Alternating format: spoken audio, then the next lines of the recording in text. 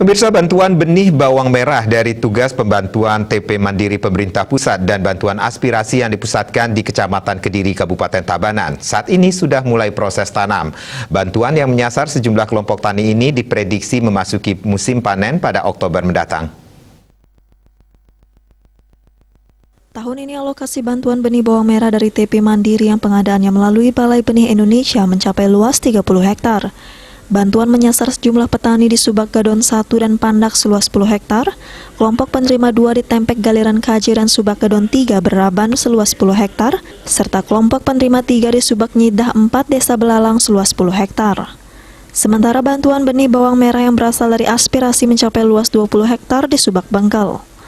Pelaksana tugas Kabid Tanaman dengan Hortikultura Dinas Pertanian Kabupaten Tabanan, I Gusti Ngurah Ketut Wicahyadi menyampaikan, saat ini bantuan benih bawang merah khususnya dari TP Mandiri sudah ditanam. Sedangkan bantuan benih yang berasal dari aspirasi baru sebagian ditanam dan kemungkinan penanaman dilakukan secara bertahap.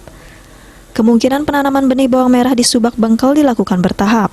Setelah panen dari penanaman saat ini akan dilanjutkan lagi sisanya pada sekitar Desember 2021 mendatang.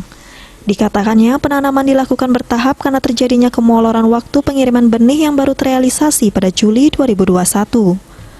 Meski terjadi kemunduran waktu tanam, sejumlah petani Subak Bengkel berkomitmen mengembangkan bawang merah mengingat potensi pengembangan komoditas tersebut cukup besar di daerah ini.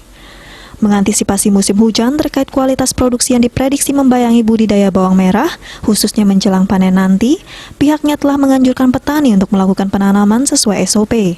Di antaranya membuat gulut atau petak tanah yang telah digemburkan tinggi atau sekitar 40 cm dan drainase yang bagus. Manik, Bisnis Bali melaporkan.